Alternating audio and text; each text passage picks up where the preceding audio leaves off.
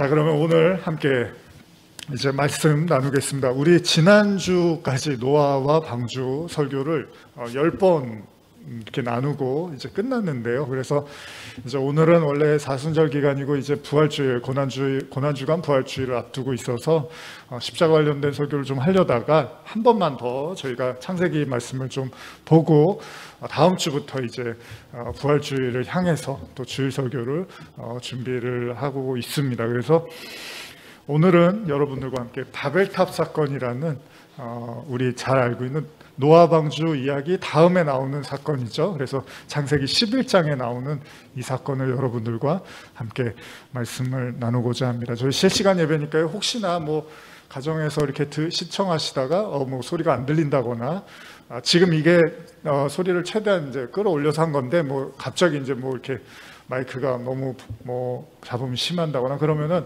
우리 사모님한테 문자 주시면은 또 저희가 여기서 할 수 있는 선에서는 또 노력을 해 보겠습니다. 자, 그러면 오늘 창세기 11장 1절에서 4절 말씀을 오늘 나누면서 바벨탑, 여러분들 잘 아시는 말씀이죠. 바벨탑 사건에 대한 말씀을 함께 나누겠습니다. 같이 한번 읽어볼까요? 창세기 11장 1절에서 4절입니다. 온 땅의 언어가 하나요 말이 하나였더라. 이에 그들이 동방으로 옮기다가 시날 평지를 만나 거기 거류하며 서로 말하되 자 벽돌을 만들어 견고히 굽자 하고 이에 벽돌로 돌을 대신하며 역청으로 진흙을 대신하고 또 말하되 자 성읍과 탑을 건설하여 그 탑 꼭대기를 하늘에 닿게 하여 우리의 이름을 내고 온 지면에 흩어짐을 면하자 하였더니. 제가 원고가 오늘은 좀 많이 길거든요. 근데 시간이 지금 또 찬양하고 많이 갔는데 어쨌든 간에 여러분들 집중해서 들으시면 또 최대한 제가 이렇게 잘 일목요연하게 말씀을 전해서 또 잘 마무리하도록 하겠습니다. 자, 우리는 지난 시간에 노아와 방주라는 제목으로 10차례 말씀을 나눴죠. 그 내용이 무엇이었습니까? 하나님께서 죄악된 세상을 심판하신다는 거였죠. 그리고 정말로 하나님이 심판하셨습니다. 그리고 노아는 살아남았고 새로운 땅을, 새로운 시간을 밟게 되었던 거죠.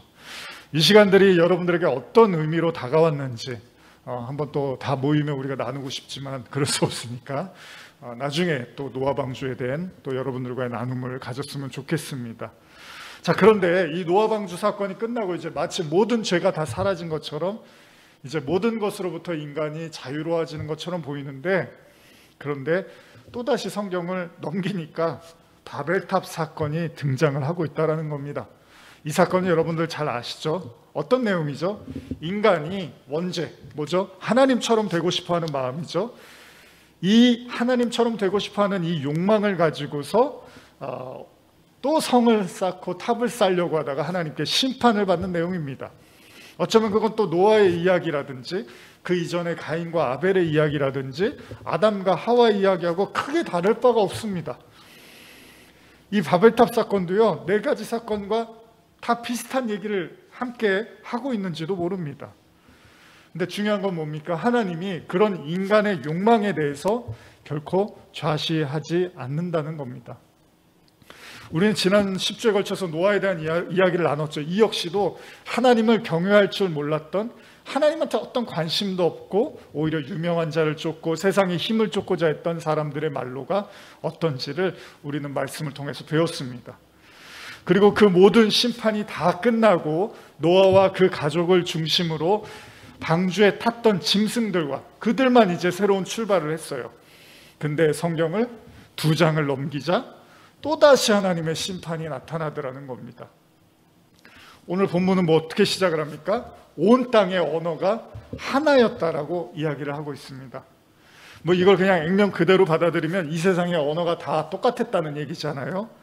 그런데 죄 때문에 또다시 문제가 생겼다는 거예요. 그래서 여러분들이 아시는 것처럼 말이 다 달라졌다는 거잖아요. 언어를 하나님이 혼잡케 하셨다는 거잖아요. 자, 그건 본문을 잘 보시면 노아의 후손들이 동방으로 옮겨가다가 시날 평지에 머무르고 거기서 성과 탑을 쌓기로 마음을 먹은 거죠. 문제는 이들이 성경에서 나온 것처럼 벽돌을 굽고 진흙을 대신해서 역청으로 튼튼한 성을 쌓기로 한 건데 그 목적이 다름 아닌 탑을 높이 쌓고 하늘에 닿게 해서 자신의 흩어짐을 면하자는 거였습니다. 현대로 한번 더 읽어드릴게요. 제가 창세기 11장 4절만요. 또 이런 말도 하였다. 자, 함께 도시를 건설하자. 또 하늘까지 닿는 망대를 세우자. 그래서 우리 이름을 좀 날리고 서로 흩어지지 않도록 하자. 여기에 당시의 사람들이 그렇게 하고자 했던 두 가지 중요한 이유를 보여주고 있는데요. 첫째는 이름을 내자는 거고, 둘째는 흩어짐을 면하자는 겁니다. 그런데 사실 이런 인간의 행동은 지극히 자연스러워 보이잖아요. 왜냐하면 더 이상 옮겨 다니면서 맨날 정착지도 없이 떠돌아다니는 것보다는 안전한 정착지를 만들고자 하는 거, 그리고 이름을 내서 많은 사람들이 결집하고 흩어짐을 면하는 거, 이거 인간에게 너무나 자연스러운 이야기잖아요. 이건요, 이미 창세기 10장에서 이미 등장하고 있는 노아의 후손들을 통하여 부족이나 국가가 이미 형성된다는 게 창세기 10장에 보시면 나와 있어요. 그런 이야기를 좀 더 구체적으로 묘사하는 것처럼 보입니다. 11장은. 자, 오늘날도 어떻습니까? 우리가 살고 있는 이 세상에는 수많은 국가들이 존재하고 언어가 있단 말이죠. 그죠? 근데 지금 성경이 그 언어가 다 달라진 게 이 사건 때문이다 라고 기록을 하고 있는 거잖아요. 어쨌든 간에 인간은 태어나면서부터 스스로 태어나지 못하니까 어떤 한 가정의 일원으로 태어납니다. 대부분.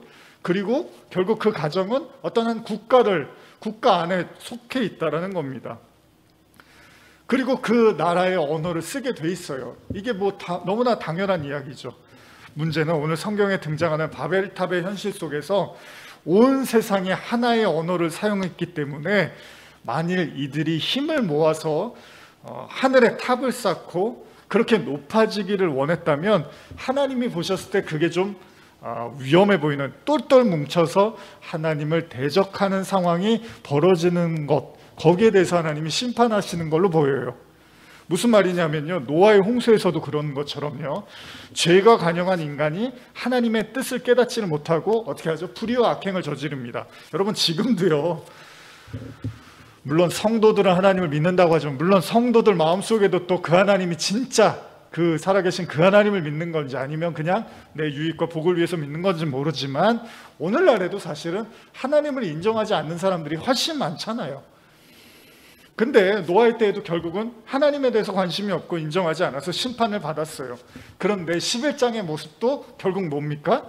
또다시 인류가 또 모이고 많아지니까 힘을 모아서 하늘에 이르자라는 생각, 이게 인간이 끝없이 이 생각으로부터 벗어나지 못하고 있다는 겁니다.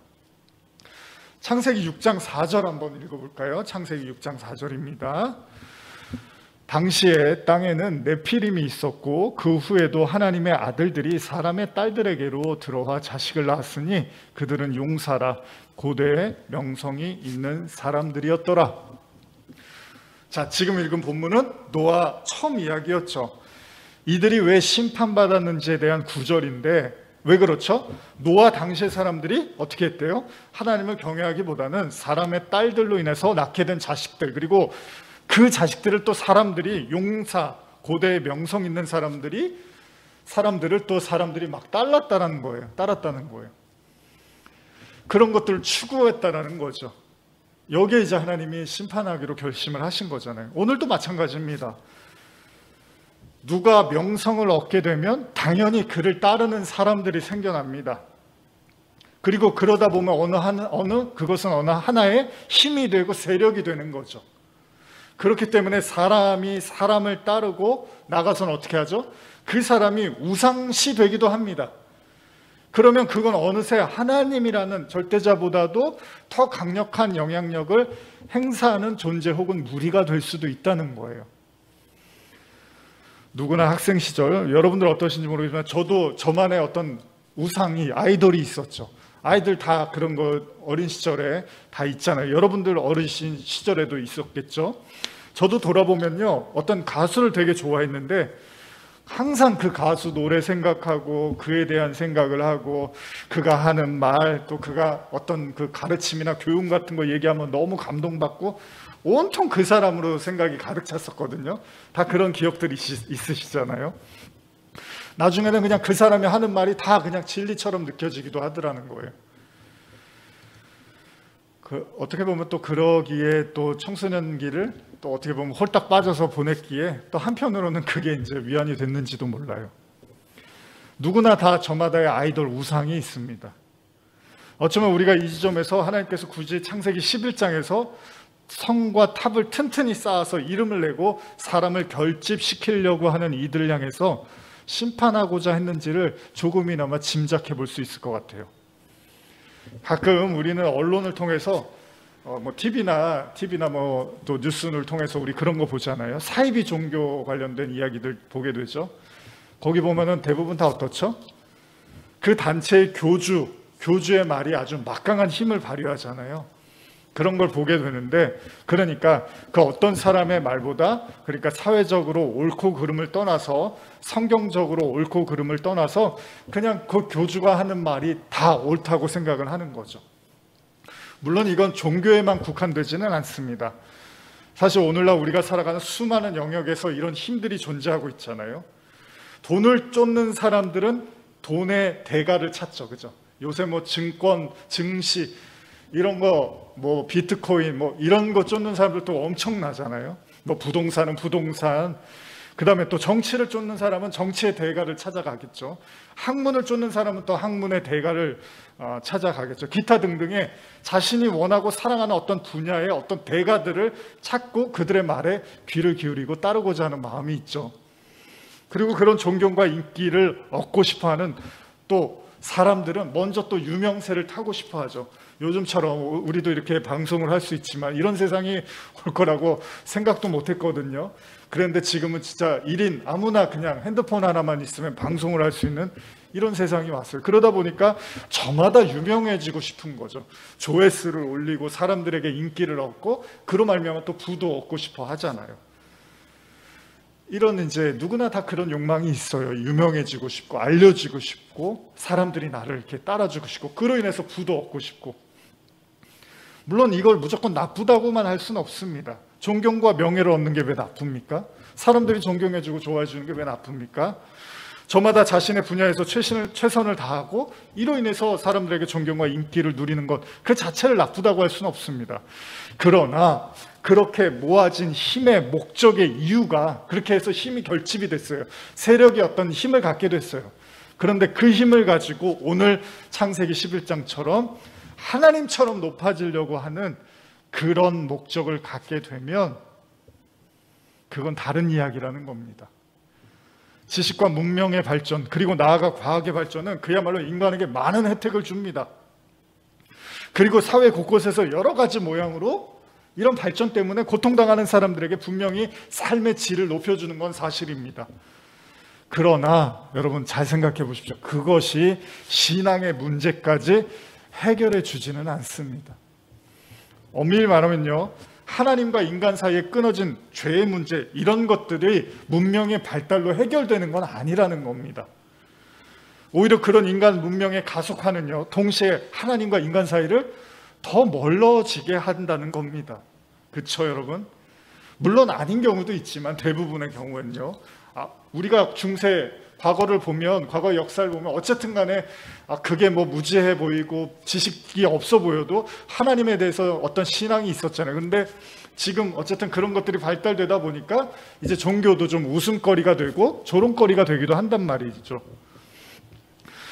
무슨 말이냐면 충분히 인간의 이 힘으로 할 수 있는 일을 뭐하러 기도나 신앙을 통해서 의지하면서 나가려고 하냐는 거예요. 그래서 그런 사람들이 봤을 때는 우스워 보이는 거예요. 또한 역으로 신이라고 해서 인간에게 정말 모든 걸 다 들어주는 분이 맞냐? 신이 있다고 해서 인간에게 뭐가 달라졌냐? 뭐가 행복하냐? 차라리 돈을 의지하고 세상을 의지하는 게 훨씬 더 행복하다라는 생각을 또한 오래전부터 해오기 시작했다는 겁니다. 우리가요, 무언가에 대해서 사입이라고 말할 때 두드러지는 공통점이 하나 있다면 뭐죠? 종종 자신을 신격화해요. 혹은 하나님보다 더 우월한 존재라고 말을 하기도 합니다. 무슨 이야기를 하고 싶었냐 하면요, 이미 우리가 앞선 창세기의 사건들을 통해서 본 것처럼 모든 인간의 결국은 하나님을 능가하는 존재가 되고 싶어 한다는 거예요. 뭐 항상 제가 드리는 말씀이지만 그렇기 때문에 세상은 이런 관점으로 볼 때 두 부류가 있습니다. 저와 여러분들도 여기 속해 있을 수 있어요. 첫째는 뭐죠?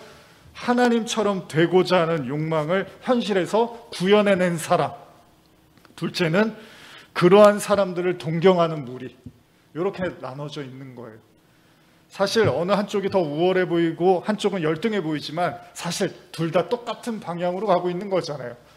둘 다 하나님처럼 되고 싶은 거예요. 근데 죄인이 다 그런 마음이니까 우리도 다 그런 것들이 있겠네요. 알게 모르게. 그걸 좀 내세우는 사람이 있고 그걸 뒤에서 쫓아가는 사람이 있다는 거예요. 그렇기 때문에 성경은요, 노아의 홍수가 끝나고 얼마 못 가서 하나님의 심판을 받게 되잖아요. 왜? 하나님처럼 높아지려고 또다시 인간의 원죄가 발동이 되고 있습니다. 우리가 이미 나누었지만요, 사무엘상을 보면 하나님께 왕을 요구할 때 사무엘상에 보면 이스라엘 백성들이 하나님께 왕을 요구하잖아요. 근데 하나님이 굉장히 화를 내십니다. 굉장히 서운해하십니다. 그죠? 근데 이스라엘 백성들은 또 그게 아니에요. 아니, 하나님이 아무리 계셔도 우리에게는 왕이 있었으면 좋겠습니다. 이런 얘기를 해요. 제가 한번 현대어로 사무엘상 8장 19절에서 20절 읽어드릴게요. 그런데도 이스라엘 백성은 사무엘의 말을 무시하고 모두에게 이렇게 부르짖었다. 그렇지 않습니다. 어쨌든 우리는 왕을 세워야겠습니다. 다른 이방 나라들이 모두 왕을 세우는 것처럼 우리도 똑같이 왕을 세워야겠습니다. 왕이 있어야 우리의 법적인 문제도 판결을 해주고 전쟁이 나면 우리를 이끌고 나가서 싸우기도 합니다. 이게 이제 이스라엘 백성들이 한 이야기예요. 하나님께서 굉장히 한탄하시고 안타까워하십니다. 그런데도 백성은 안 됩니다. 우리는 왕이 있어야 됩니다. 이렇게 얘기를 하는 거예요. 그들이 왕을 원한 첫째 이유는 뭐냐? 다른 나라도 다 있다는 거예요. 다른 나라도 다 있는데 왜 우리는 없습니까? 그래야지 법적으로 누군가 우리를 다스릴 거 아닙니까? 두 번째는 전쟁이 났을 때 우리를 승리를 이끌어주거나 우리를 보호해줄 왕이 필요하다는 거예요. 그럼 지금까지는 하나님이 해주셨잖아요. 근데 그거는 별 관심이 없어요, 사람들. 왕이 있어야 된다는 거예요, 왕이. 그렇습니다. 이스라엘은 비로소 이때서야 왕을 세우게 되는데 그건 뭡니까? 바꿔 말하면 주변의 나라가 이미 왕이 있었음에도 불구하고 하나님이 왕을 원하지 않았다는 거잖아요. 그럼 그 이유는 자명합니다. 하나님이 보셨을 때는 어떤 왕도 결국은 나약한 인간에 불과하기 때문에 그들도 결국은 그 발톱을 드러낼 거라는 거예요. 인간의 원죄로부터 자유로울 사람은 아무도 없기 때문에 아무리 대단해 보이고 훌륭해 보이는 왕이라 하더라도 하나님이 보셨을 때는 일개의 죄인에 불과했다는 거죠. 결국은 그들이 그렇게 원했던 왕, 그래서 세워진 사울이 그런 민낯을 아주 다 드러내잖아요. 그렇죠? 사울의 욕심, 야망 이런 걸 통해서 인간의 그 연약함과 한계를 아주 다 드러내고 있습니다. 그럼에도 불구하고 오늘날 우리도 끊임없이 사람을 통해서 해답을 찾으려고 한다는 거예요. 사실 사람이기 때문에 우리가 수없이 실망하고 좌절하고 그렇습니다. 근데도 불구하고 또 인간은 인간이라는 또 우상을 찾아 헤매기도 해요. 근데 하나님은 아십니다. 인간은 그냥 인간이죠. 만일 여러분과 제가 예수만이 의인이다라는 것을 믿지 않고 있다면, 예수가 만약에 유일한 의인이 아니라면요, 그러니까 우리가 성경적 사고방식, 즉 기독교 세계관을 가지고 있지 않다면 어쩌면 우리 역시도 지금까지 저와 여러분들도 인간에게 끝없이 의지를 할 거예요. 누군가 나타나서 세상을 바꿔놓겠지, 누군가 엄청난 유토피아를 건설해 주지 않을까? 누군가 우리가 상상하고 소망한 대로 만들어줄 수 있지 않을까? 누군가 인류의 그 모든 문제를 해결해 줄 수 있지 않을까? 그러나 우리가 성경적 사고방식을 하는 사람이라면 최소한 우리는 하나는 압니다. 이 땅에 그 누구도 의인이 없다는 걸 말입니다. 물론 우리가 예수 그리스도를 믿음으로 의인이 되기는 했지만 그건 인간의 완벽함의 문제가 아니잖아요. 커져 주시는 하나님의 은혜란 말이죠. 자, 계속해서 우리 창세기 11장 5절에서 9절 한번 읽어볼까요? 창세기 11장 5절에서 9절입니다. 시작. 여호와께서 사람들이 건설하는 그 성읍과 탑을 보려고 내려오셨더라. 여호와께서 이르시되 이 무리가 한 족속이요 언어도 하나이므로 이같이 시작하였으니 이후로는 그 하고자 하는 일을 막을 수 없으리로다. 자, 우리가 내려가서 거기서 그들의 언어를 혼잡하게 하여 그들이 서로 알아듣지 못하게 하자 하시고, 여호와께서 거기서 그들을 온 지면에 흩으셨으므로 그들이 그 도시를 건설하기를 그쳤더라. 그러므로 그 이름을 바벨이라 하니 이는 여호와께서 거기서 온 땅의 언어를 혼잡하게 하셨음이니라. 여호와께서 거기서 그들을 온 지면에 흩으셨더라. 결국 하나님께서 성과 탑을 쌓으려는 사람들을 향하여 세상에 내려오십니다. 그리고 그들이 하고자 하는 일이 결국은 한 족속, 한 언어에서 비롯된 것이기 때문에 그들의 언어를 혼잡케 하신 거죠. 물론 어떤 경우에 우리는 생각할 수 있습니다. 이런 의도가 과연 나쁜 걸까? 그들이 성과 탑을 쌓는 목적이 정말 하나님을 대적하려고 했던 건가? 그냥 편하게 살려고 그렇게 한 거 아닐까? 물론 그럴 수도 있습니다. 하나님에 대한 악의가 아니라 서로가 서로에게 힘이 되어서 잘 먹고 잘 사자는 의도일 수도 있습니다. 그러면 이를 심판하는 하나님이 문제가 있는 거예요. 근데 하나님이 실수하시는 분이 아니라면 뭔가 그들의 행동에 문제가 있었고 죄가 있었다라는 거잖아요.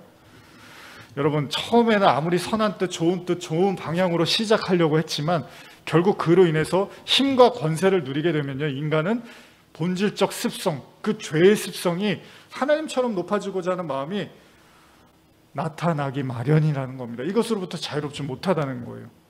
그리고 모든 성경의 증언이 다 그렇습니다. 그건 이미 이스라엘의 상징적으로 이스라엘 왕으로 상징적 인물 누구죠? 다윗도요, 어떻습니까? 완벽하지 않았잖아요. 누구도 그런 모습으로부터 자유롭지 못하다는 거예요. 그러니까 지금 말씀을 듣는 우리도요, 저와 여러분들도 그런 본성이 더 나타나고 덜 나타나고의 차이지, 결국 우리도 어떤 상황이 주어지면 그런 본성이 확연하게 드러날 수 있다는 겁니다. 제가 2014년경에 아마 이제 딱 거의 8년 되는 것 같아요. 처음으로 제가 이제 인터넷 설교를 시작을 했습니다. 그때 이제 한 1년 전 2013년도에 잠깐 이제 선교를 가려고 이제 사역하던 곳에서 쉬고 준비를 하던 가운데서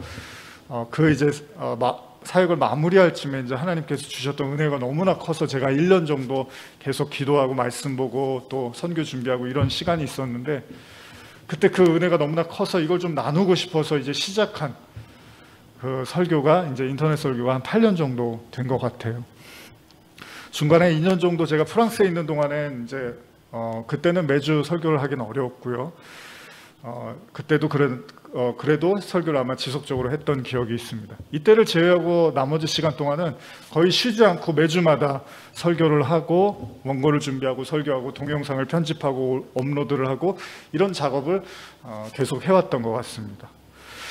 물론 나름 많은 시간이 흘렀다고 생각하지만 그렇다고 지금 설교를 많이 들어주시고 그런 건 아니에요. 그러나 많고 적음을 떠나서 그때는 그랬어요. 그냥 한 사람이라도 누군가에게 은혜가 될 수 있다면 복음을 나누고 싶다, 이런 마음에서 시작한 설교였기 때문에 나름의 이제 사명감을 가지고 시작을 했습니다. 물론 지금은 인터넷 설교가 너무나 많죠. 지금 온라인 실시간 이런 예배들이 너무나 많기 때문에 당연한 것처럼 보이시겠지만 그 당시만 해도 그렇지는 않았습니다. 별로 그런 온라인 설교들이 많지 않았습니다. 그렇게 설교를 이제 해오다 보면서 참 많은 생각들이 제가 들었었는데, 그것 중에 하나가 내가 정말 잘 이야기하고 있는가? 내가 복음을 좀 잘 전하고 있는 걸까? 이런 고민들을 굉장히 많이 했습니다. 매주 설교를 올리면서 참 수없이 많은 생각들을 했고요. 그런 생각을 하다 보면 이제 그만둬야 되지 않나? 이거 굳이 이렇게까지 올릴 필요 없지 않나? 이런 고민들도 참 많았던 것 같아요. 그럴 때마다 저는 말씀 속에서 또 길을 찾게 되고, 또 저의 그 어려움과 수많은 그런 삶의 문제들이요, 그리고 마음의 문제들, 이런 것들을 하나님께 구해가면서 어떤 해답들을 또 주시더라고요. 그러니까 설교도 계속 해오다 보면 이제 저도 지치고 막힐 때가 있단 말이에요. 그러면 설교를 이거 계속 굳이 해야 되나 이런 생각이 들 때마다 하나님은 또 다시 어떤 해답을 주시고 말씀으로 이끌어 가시더라는 겁니다. 그때 제가 느낀 게, 성도라면 모든 해답이 다 말씀 속에 있구나라는 걸 이제 느낀 거죠. 그러다 보면 다시 또 사명감을 가지고 말씀을 나눠야겠다는 그런 생각을 또 하게 되었습니다. 그렇습니다. 저에게 말씀은 생명입니다. 그리고 모든 것의 해답이며 전부이죠. 저의 삶의 위기의 순간마다, 또 포기하고 싶었던 수많은 순간들마다, 지독하게 느껴지는 고통의 순간마다 저를 살게 했던 것은 말씀입니다. 그리고 그 말씀 속에선 우리가 누구이고 왜 살아야 되고 어디로 가야 하는지를 아주 자세하게 하나님은 보여주고 계셨습니다. 그래서 저는 가끔 이런 말씀을 자주 드렸죠. 만약 여러분들이 성도라면 당신이 절대로 풀 수 없는, 절대 빠져나올 수 없을 것 같은 그 고난이 있다 하더라도 그 해답은 분명히 성경 속에 있을 겁니다. 이게 제 모토예요. 성도는 하나님의 말씀 안에 모든 답이 있다고 믿는 거죠. 그렇게 8년여의 설교를 해오면서 때때로 느꼈던 어려움들, 설교 원고를 준비하려고 컴퓨터 앞에 설 때마다 느껴지는 중압감, 그 스트레스 아닌 스트레스. 그래서 때때로 설교하는 게 매우 즐겁기도 했지만 한편으로는 상당히 무거운 짐을 지고 가는 것과 같은 그런 마음들이 있었던 때도 사실입니다. 우리 교회를 설명할 때 이 말씀 나눔 공동체라는 표현을 쓰잖아요. 그건 교회 안에 많은 요소들이 있지만은 말씀 나눔에 강조를 둔다는 얘기잖아요. 그러다 보니까 매번 설교를 준비할 때마다 좀 뭐랄까요, 더 비장한 마음으로 섰던 것 같아요. 근데 이게 어떻게 또 저 혼자만의 이야기입니까? 이 땅에 복음을 전하는, 말씀을 나누는 모든 사역자분들이 겪는 일이고, 또 나아가서 생활전선에서 하루하루 살아가는 모든 성도들의 치열한 삶이 아니겠습니까? 정말 젖먹던 힘까지 쏟아내야만 버텨낼 수 있는 게 우리의 삶이잖아요. 지금 이제 학생들, 참 아이들도 그렇잖아요. 저 역시도 때때로 설교로부터 도망치고도 싶었고요. 얼마만이라도 쉬고 싶었던 간절한 마음이 있었습니다. 그러나 하나님은 또다시 그런 저를 성경 앞으로 데려가시고 또 설교를 하게 하셨습니다. 오래전에 좀 봤던 영화 한 편이 생각나는데요. 한국에는 와우장룡이라는 영화로 잘 알려진 이안 감독의 영화 라이프 오브 파이라는 영화가 있습니다. 혹시 그 영화를 보신 적이 있습니까? 제목처럼요, 파이라는 사람의 인생이 담긴 내용인데요. 그 영화 속의 주인공 파이는요, 동물원을 운영하던 아버지와 어쩔 수 없는 상황에서 동물을 배에 싣고서 가족들과 함께 캐나다로 떠납니다. 그런데 거대한 풍랑이 오게 되고 배가 침몰해요. 그래서 가까스로 이제 아마 다 가족들은 죽은 것 같아요. 그런데 그 주인공 파이는 가까스로 구명보트를 타게 돼요. 그리고 나서 이제 정신이 잃었는데 눈을 딱 떠보니까 다행히도 혼자가 아니었어요. 구명보트에. 거기에는 몇몇 친구들이 있었습니다. 그런데 그 친구들 중에 하나가 하이에나였어요. 그리고 얼룩말고 오랑우탄이었는데, 하이에나가 배가 고파서 결국은 얼룩말고 오랑우탄을 공격하고 자기마저도 이제 막 공격을 하려고 하는 거예요. 눈을 떠보니까. 그런데 그때 뱃속에 숨어있던 또 다른 존재가 있었습니다. 바로 리차드 파커였습니다. 그가 나타나서 하이에나를 물리치고 파이를 도와준 거예요. 살아남았어요. 그런데 이제 배에는 리차드 파커와 주인공 파이만 남았는데, 문제는 뭐냐? 그 리차드 파커가 사람이 아니라 인도 호랑이였다는 겁니다. 주인공 파이는 호랑이 파커와 배 위에서 사투를 벌려요. 그렇죠. 그 좁은 배에서 살아남으려면 도망치고 막 바다에 빠져보기도 하고 이렇게 저렇게 하면서 살아남으려고 엄청 애를 씁니다. 호랑이는 계속 공격하고 파이는 피하려고 하죠. 수많은 날들을 그렇게 낮과 밤을 사투를 벌입니다. 결국 이제 파이가 보트 밖에 조그마한 뗏목을 만들어서 이제 공존하는 법을 배우게 됩니다. 처음에는 호랑이 때문에 죽을 것 같아서 어떻게든 살아남을지 연구하고 또 연구를 해요. 정말 수많은 위기의 순간들이 있었지만 결국 주인공 파이는 호랑이와 살아남고 배에서 공존하는 법을 찾게 된 것입니다. 물론 호랑이가 결코 처음부터 호락호락하게 변한 것은 아니었습니다. 파이 나름대로는 먹이도 챙겨주고 이런저런 도움을 통해서 조심스레 호랑이를 돌보아 주었지만 그래도 호랑이는 호랑이인 거예요. 그리고 점점 시간이 흐르고 오랫동안 바다에 표류하면서 거대한 태풍과 배고픔에 지친 이 둘은 어느새 서로를 보듬어가는 사이가 되어갑니다. 결국 파이는 가까스로 구조되고 호랑이는 섬으로 들어가게 됩니다. 영화가 끝날 쯤에 주인공 파이는 호랑이와 함께 있었던 시간을 회상하며 이렇게 말합니다. 아마 호랑이 리처드 파크가 없었다면 나는 벌써 죽었을지도 모른다고. 생명의 은인이었다고 눈물을 흘리며 말하는 파이의 고백처럼 어쩌면 저에게도 지난 시간에 설교가 그랬는지도 모릅니다. 영화 속 파이가 호랑이를 두려워하기도 했지만 여느 때에는 그를 압도하였다고 자랑스러워하기도 하고 때때로 그에게 먹이를 주면서 스스로 좋은 사람이라고 여겼는지도 모릅니다. 또한 어느 때에는 자신의 배고픔을 위해서 배 위로 들어온 커다란 물고기를 얻기 위해서 호랑이와 사투를 벌이면서 빼앗은 물고기를 먹는 자신을 보면서 또한 짐승과 다르지 않음도 느꼈겠죠. 저에게도 설교는 참 많은 생각을 하게 하는 것 같습니다. 때때로 복음을 전하고 있다는 자부심을 갖게도 만들고 누군가 나의 설교를 듣겠지라고 생각하며 위안을 삼기도 했습니다. 말씀 속에서 내 자신의 밑바닥을 마주하면서 한없이 발가벗겨지는 느낌을 갖기도 했습니다. 과연 내가 복음을 전할 만한 믿음을 가진 그런 사람인가라는 수없는 자문을 하기도 했습니다. 그러기에 설교를 그만 내려놓고 싶었던 수많은 시간들도 있었습니다. 그러면서 생각해 보니까 로마서 1장의 말씀, 바울의 말씀처럼 피조물이 조물주를 더 사랑하는 인간의 마음을 떠올리게 됩니다. 제가 말하고 싶은 건요, 이 땅에 우리에게 주어진 그 모든 것이 우리에게 우상이 될 수 있다는 거예요. 이것은 마치 하나님이 인간의 의를 인정해 주시지 않고 오직 그리스도만 인정해 주시는 것처럼 모든 인간은 모든 것을 자신을 위한 우상으로 만들 수 있다는 겁니다. 그게 사람이 될 수도 있고요, 물질이 될 수도 있고 또 손에 잡히지 않는 비물질적인 정신적인 그 어떤 것이 될 수도 있다는 겁니다. 앞서서 말한 라이프 오브 파이의 시작 부분에서 파이는 배를 타기 전에 자신의 집에 우리에 갇혀있던 호랑이의 선한 눈빛을 보고 그에게 손을 내밀려 하다가 크게 다칠 뻔합니다. 이에 그의 아버지는 그 아들을 교육시키겠다고 염소 한 마리를 호랑이 근처에 갖다 놔요. 우리 근처에다가. 그리고 아들 파이에게 이를 지켜보게 합니다. 곧이어 호랑이는 손을 뻗어서 순식간에 염소를 잡아먹고 자신의 우리 깊은 곳으로 물고 들어가는 거예요. 이때 아버지가 말합니다. 너는 절대 호랑이와 친구가 될 수 없어. 어린 파이는요, 아버지의 이런 행동이 받아들이기가 힘들었습니다.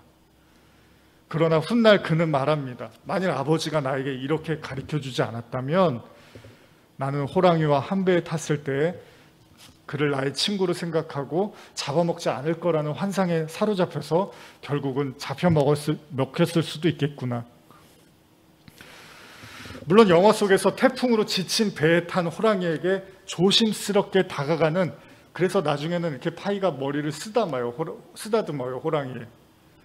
그 모습을 보다 보면 서로가 친구가 됐는지 아닌지 다 알 수는 없지만 서로 이렇게 화해한 것처럼 보이는 모습이 나옵니다. 그러나 파이는 훗날 말합니다. 나에게 그런 교훈을 주신 아버지에게 감사하다고 말을 합니다. 그리고 그는 그런 가르침도, 그리고 기나긴 바다에서의 표류 동안 자신을 살게 해준 호랑이에게도 감사하다고, 그리고 그 모든 걸 허락한 신에게 감사하다고 말을 합니다. 어쩌면 저도 제 설교를 한번 떠올려 봅니다. 분명 하나님의 영광을 나타내기 위해서 시작했던 설교는요, 때로는 우쭐하게 만들기도 하고 나의 의로움이라고도 생각을 하기도 했고요, 또 나의 믿음 없음을 수없이 확인하기도 했습니다. 나를 웃고 울게 만들었던 그것이 바로 저에게 설교의 시간이었던 것 같습니다. 요즘은요, 제가 이렇게 원고를 쓰려고 컴퓨터 앞에만 앉아도 속이 메스꺼워지기도 합니다. 그러고 보면 지난 시간 동안에 적지 않은 그런 부담감이 마음속에 있었던 것 같습니다.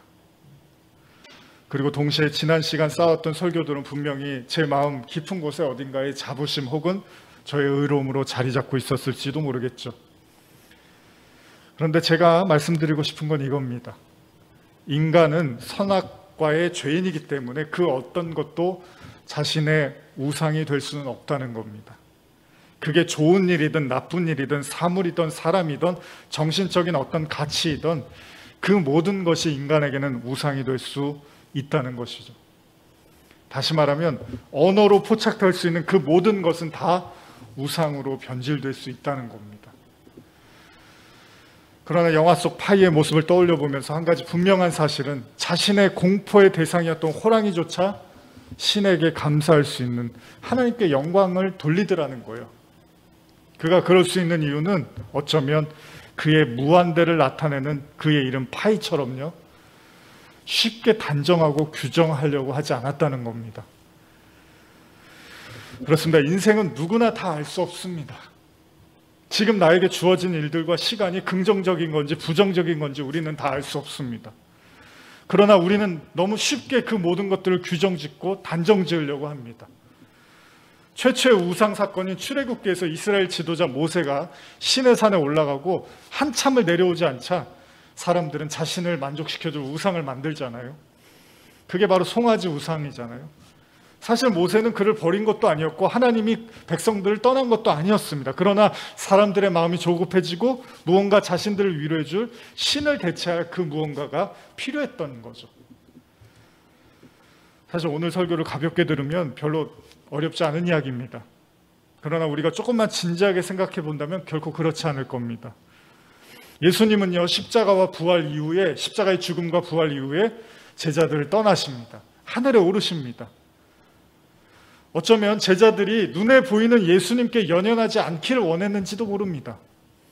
오히려 그 말씀과 정신을 가슴에 품고 자신의 현실을 살아가라고 말씀하셨는지도 몰라요. 부활하시고 같이 다니시면 더 잘 되잖아요. 더 사람들이 몰릴 거 아니에요. 근데 하나님이 아니에요. 승천하, 예수님은 떠나세요. 그야말로 제자들을 파송시키신 거죠. 여러분, 지금 오늘의 본문도 바벨탑을 쌓려는 사람들의 언어를 하나님은 흩어버리십니다. 모여있지 않고 흩어버리셔요. 물론 이것은 얼핏 보면 심판처럼 보이기도 합니다. 그러나 다르게 보면 그들이 빠져서 소모하고 헛되게 보낼 수 있는 우상과 같은 그 시간들을 하나님이 저지하시는 거예요. 결국 우리가 붙잡으려고 하는 그 모든 것들도 흩어져야 된다는 거예요. 흩어진다는 게 망한다는 게 아닙니다. 2000년 전에 신약시대에 세워졌던 교회들이 지금까지 남아있지는 않습니다. 그들은 끊임없이 모이기도 했고 흩어지기도 했고 모이기도 했고 흩어지기를 반복했다는 겁니다. 하나님은 이 땅의 나라를 원하시는 게 아니에요. 여기다 장막 짓고 탑 쌓아서 높이 안전하게 살라는 것이 하나님의 뜻이 아니었다는 겁니다. 그렇기 때문에 성도는 에덴이 있는 곳 동방으로 향해서 가는 여정을 쉬어서는 안 됩니다. 그 여정을 그만두고 쉬어서 성과 탑을 쌓는 그 일에 몰두하는 것이 하나님이 원하는 게 아니에요. 그러면 하나님은 그게 대적자라고 말씀하시는 거예요.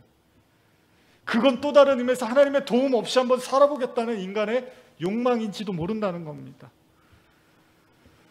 지난 얼마 동안에 제가 설교를 준비하면서 개인적으로 마음고생을 많이 했다고 해서 그것들이 저에게 의의가 될 수는 없습니다. 아무리 좋은 일이라도, 아무리 후회가 되는 일이라도, 그런 일이라 하여도 하나님께 그것이 우리에게 의의가 되거나 또 하나님의 의를 가로막을 수도 없다는 거예요. 결국 하나님 앞에서는 다 흩어버려야 될 것들이라는 겁니다. 제가 좋아하는 구절인데요. 이거 한번 같이 읽어볼까요? 시편 19편 1절에서 4절인데요. 이제 시간이 좀 가서 이제 마무리를 하겠습니다. 같이 한번 읽어볼까요? 하늘이 하나님의 영광을 선포하고 궁창이 그의 손으로 하신 일을 나타내는도다. 날은 날에게 말하고 밤은 밤에게 지식을 전하니 언어도 없고 말씀도 없으며 들리는 소리도 없으나 그의 소리가 온 땅에 통하고 그의 말씀이 세상 끝까지 이르도다. 하나님의 해를 위하여 하늘에 장막을 베푸셨도다. 복음은 언어가 아닙니다. 다시 한번 말씀드립니다. 복음은 언어가 아닙니다. 복음은 하나님의 영이고 그분 자체이십니다. 결국 하나님이 하시는 거죠. 지금 여기 본문의 말씀처럼 언어도 없고 말씀도 없고 들리는 소리도 없습니다. 오히려 우리는 세례 요한의 광야 외침처럼 복음을 언어로 전하면 전할수록 언어의 힘이 아니라 오로지 하나님의 능력으로 복음이 전파된다는 것을 깨닫게 될 것입니다. 우리의 그 알량한 언어조차도 우리가 의지해야 될 것이 아니라는 겁니다. 여러분과 저의 나의 나된 것은 오로지 하나님의 은혜라는 겁니다. 여러분, 인간들이 왕을 세우고자 할 때 이를 원치 않으셨던 하나님의 마음을 한번 떠올려 보십시오. 왜 하나님이 그렇게까지 원치 않으셨을까요? 하나님은 우리의 내면의 바벨을 흩으시기를 원합니다. 우리 내면의 우상을 무너뜨리기를 원하십니다. 우리가 가지고 있는 언어의 힘이 아니라 하나님의 그 영, 하나님만이 우리의 주인 되시고 왕 되심을 고백하며 다시 에덴을 향해서 걸어가기를 원하시는 겁니다. 오늘 여러분과 제가 의지하고 이 마음속 깊은 곳에 의로움으로 감춰둔 것들, 또 두려움으로 감춰둔 것들, 하나님이 다 흩어버리기를 원하십니다. 오로지 하나님만이 우리의 왕이시고 우리의 피난처이심을 그 속에서 안식하고 누리고 충만히 은혜 받으시기를 소원합니다. 마지막 성경 한 구절 더 읽고 마치겠습니다. 빌립보서 3장 10절에서 14절입니다. 시작. 내가 그리스도와 그 부활의 권능과 그 고난의 참여함을 알고자 하여 그의 죽으심을 본받아 어떻게 해서든지 죽은 자 가운데서 부활에 이르려 하노니 내가 이미 얻었다 함도 아니요 온전히 이루었다 함도 아니요 오직 내가 그리스도 예수께 잡힌 바 돼 그것을 잡으려고 달려가노라. 형제들아, 나는 아직 내가 잡은 줄로 여기지 아니하고 오직 한 일, 즉 뒤에 있는 것은 잊어버리고 앞에 있는 것을 잡으려고 표대를 향하여 예수 그리스도 예수 안에서 하나님이 위에서 부르신 부르심의 상을 위하여 달려가노라. 기도하시겠습니다.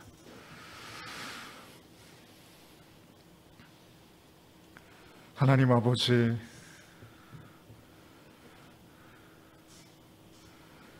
사로잡혀 있는 말들과 우상처럼 자리 잡고 있는 인간의 욕망과 의지, 이 모든 것들을 흩으시고 하나님이 우리의 왕이 되어 주시옵소서. 우리의 알량한 언어의 세상으로 하나님을 끌어들여 그 하나님을 짓밟고 또다시 하늘이 되고자 했던, 또다시 하나님처럼 되고 싶어하는 우리의 모든 마음을 비우시고 하나님 안으로 들어가 그리스도와 더불어 영생을 누리는 성도 되게 하여 주시옵소서. 감사드리며 예수님의 이름으로 기도드립니다. 아멘. 우리 마지막으로 나 무엇과도 주님을 바꾸지 않으리, 이 찬양 부르시고 축도로 마치겠습니다.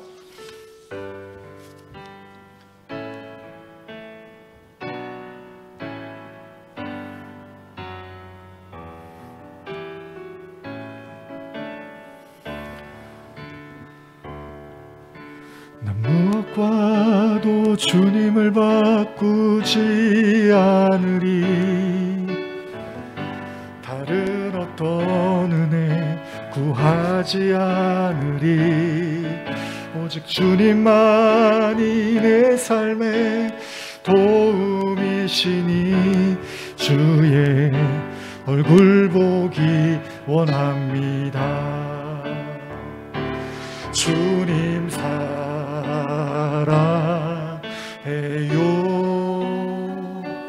온 마음과 정성 다해 하나님의 신실한 친구 되기로. 다시 한번 우리 한 번 더 부르겠습니다. 난 무엇과도 주님을 바꾸지 않으리, 다른 어떤 은혜 구하지 않으리. 오직 주님만이 내 삶의 도움이시니 주의 얼굴 보기 원합니다. 주님 사랑해요. 온 마음과 정성 다해 하나님의 신실한 친구 되기.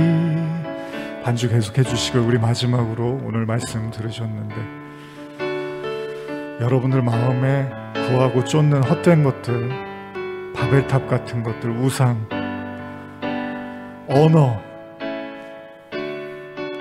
이 시간 다 하나님 흩어주시고 진정한 자유를 누리게 하여 주시옵소서. 우리 각자 기도하시겠습니다.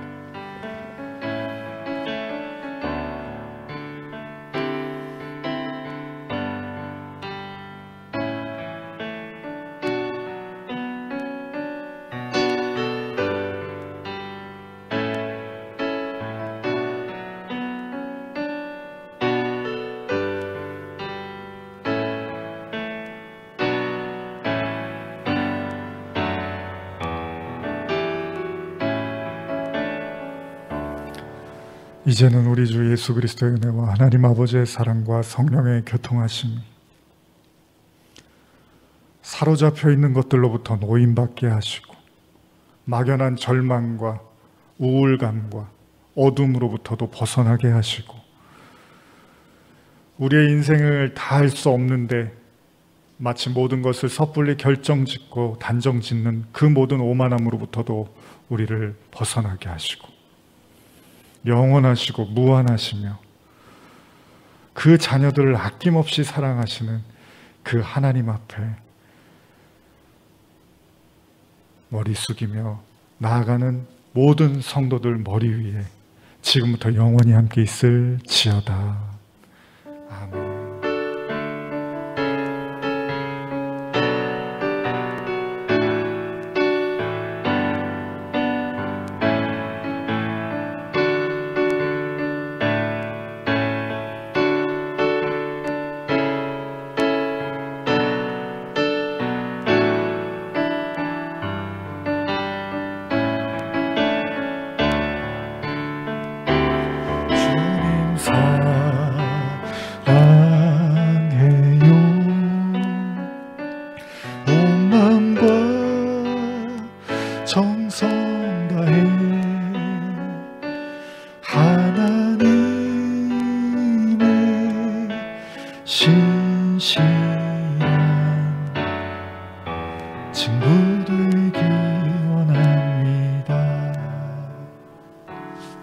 한 주간도 하나님이 주신 은혜 속에서 기쁨과 감사함으로 나가시길 축복합니다. 다음 주일에 뵙겠습니다.